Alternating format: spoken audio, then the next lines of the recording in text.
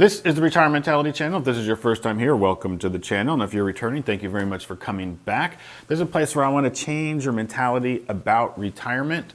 It doesn't happen the way it used to when your parents retired. You don't work for 60 years and get the gold watch and a pension. Now people are trying to make money faster, get passive income, get out of the rat race as fast as they can, reach financial independence. The FIRE movement are some things we talk about here, financial independence, retire early. Those are the topics. I talk a lot about how to do it through real estate investing. So if that is the stuff you like to listen to and learn about, then you're in the right place.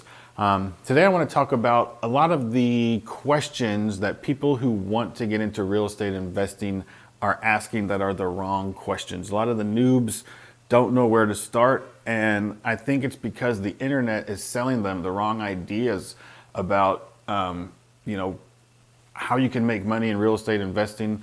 The HGTV shows don't help very much either, and the courses and the content that people are putting out here on YouTube are leading people down the wrong path. And I want to try to steer some of you guys and gals who are just thinking about getting into the real estate investment game in the right direction, so you don't waste time going down the wrong rabbit holes. There's so many rabbit holes and courses and videos and things out there. So I want to try to laser focus you in on what I think you need to be doing to be successful in a real estate investing career.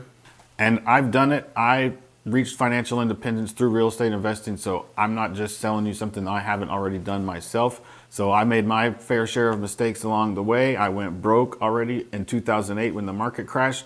So I lost everything, and then I rebuilt it up. I reached financial independence in 5 years. You can do it too. I'm going to save you some trouble. I've got some notes here. Let's talk about ways that you can avoid early mistakes. One of the big problems is people still think you can get rich quick in real estate, and they're still trying to sell courses telling you that. But I got news for you. Ring, ring, ring. Oh, hang on. Yeah, hello? Oh, this is 1980? What can I do for you? Oh, you want your get rich quick schemes back? Yeah, sorry about that. I don't know why people are still trying to buy these courses in 2020 and 2021. Yeah, we'll send those back. Sorry about that. Okay, yeah, a little cheesy, I know. But that's the truth, man. That shit doesn't work. In 1980, they were selling these courses that people could get rich quick in real estate, and there's not as much of that out there, but it still does exist, and somehow the mindset still exists that you're gonna get rich quick in real estate. Okay, I know you're mad right now, and I know I might have burst your bubble for get rich quick, but it's tough love. I had to do it.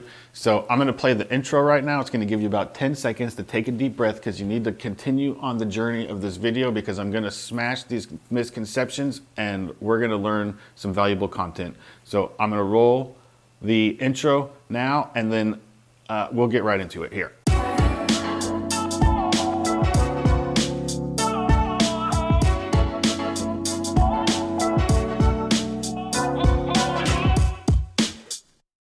Let's get into, let's see, how many do I have? I've got 5 things on my list here. So let's just go through my little numbers here, and I'll tell you the 5 dumb questions that the noobs are asking that are just really getting you off the mark here. Number 1 is the biggest one. No money down. Invest in real estate with none of your own money. This is total bullshit. You got to have money if you want to get into real estate investing. You can do it with very little money. You can buy your first deal with an FHA loan where you're going to put 3% down, but then you're going to have probably some closing costs on top of there. Sometimes you can roll in the closing costs with the FHA loan. But let's say you're going to buy a $100,000 house for your first house. 3% is $3,000, plus assume you're going to need a little bit of closing costs, plus you're going to have 6 months of your mortgage payment in the bank at the time of closing to make sure that if you lost your job or got fired, that you're going to have some money to actually make your mortgage payment, because the bank doesn't want to foreclose on you and take the house back from you. They want you to succeed. They want you to have the house. So let's say your mortgage payment on a $100,000 house with 3% down with the mortgage insurance and PMI. I'm not going to do the math, but let's just call it $800 a month.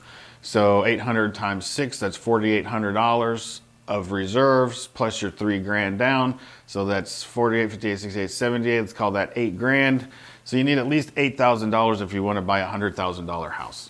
So there's no way around that. That's just how you have to do it. So there's no such thing as no money down. Get that out of your head. Start saving your money. Get your credit cleaned up so that your credit looks good so you can qualify for the loan. Step 1, save your money, make your credit look good.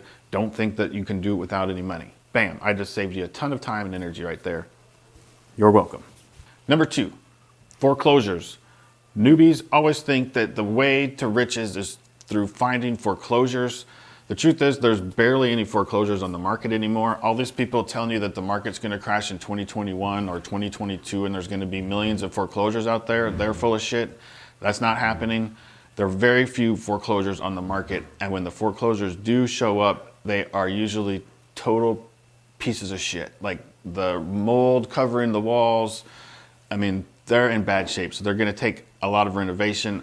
I've renovated multiple houses, and a lot of times when I walk into a foreclosure, I'm just like, this is too much work. I don't even want to get into this. Who knows what kind of structural problems. They're just a lot of work. So if you can find good deals in foreclosures. I don't want to say they don't exist, but focusing all of your energy or thinking you're going to find some foreclosure that's at 50% of market value, you're wasting your time. Just try to find decent deals and get to work looking for them. Hire a real estate agent to find them for you. But don't focus in on foreclosures. Number 3, wholesaling. Everyone thinks, well, okay, Jeff, you don't have to have any money to start wholesaling.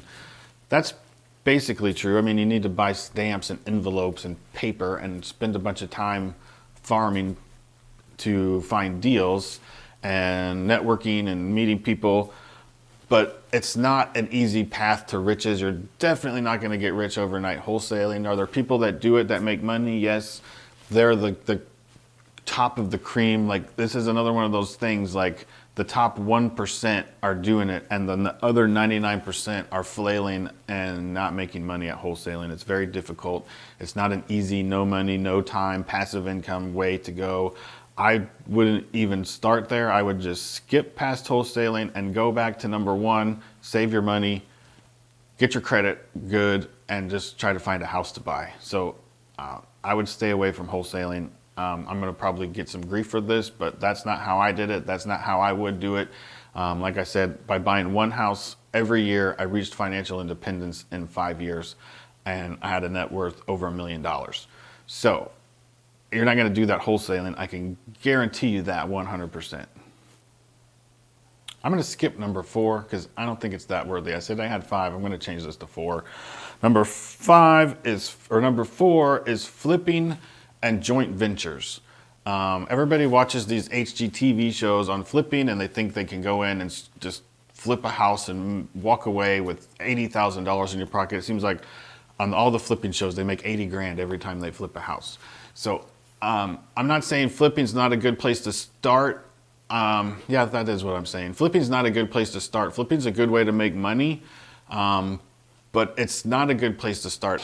If I was starting out, I wouldn't start out with the flip. You need to have a little bit more knowledge about owning a house and the process. And if I was starting out, I would buy a house and I would house hack it, or I'd buy a duplex and live in one side and rent out the other side. Refer back to my video on how to get started investing in real estate, where I go deeper into what you need to actually do to get started investing in real estate. This is more of a what not to do or where to not spin your wheels and go down the wrong rabbit holes. So I wouldn't start with thinking I was going to go buy a flip house and start there. And so the second part of that is joint ventures. There's a lot of videos and a lot of people on the internet talking about joint ventures, where you find an investor with money and then he just gives you the money for the down payment and the repair costs, and then you can go flip a house and then you split the profits. Good luck finding that. Nobody's going to give you, $100,000 or $50,000 to go buy a house to flip and just put you in charge of it when you've never done it before. You got to have probably 10 flips under your belt before somebody's going to joint venture with you. So these JV deals are another pipe dream that people without money think they're going to start out and find a mentor or a partner that's going to give them the money and they're going to go flip a house. It's not happening. It's a fantasy world. People might want to sell you courses on how to do this, but it's not happening. You got to have a track record before anybody's going to give you any money. So that is 4 rabbit holes of misery that I hope I can save you guys who are trying to get into this. There's no secret sauce. There's no get rich quick. There's buy a house every year. That's what I did. I'm telling you, that is the secret to success. It's slow growth. It helps you establish your real estate portfolio. It trains you to save money. It teaches you what you need to do to be successful. If you grow too quick, the first time in 2008, when I went broke, I went too fast. I had too much debt and I didn't have enough reserves in my savings, so that when the market dipped, it crushed me and I lost everything. 3 foreclosures, my business closed, I lost it all.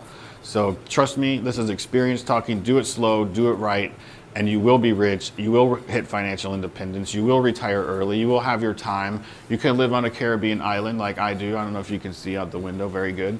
But that is my advice to you noobs out there. I hope this was helpful. If it was, please hit the subscribe button and ring the bell down there so that you know every time I put out a video, and give it the big old thumbs up if you like the video. Hopefully the more the algorithm sees that people like this video, the more this video could help more people. So I hope it was helpful, and I will see you in the next video.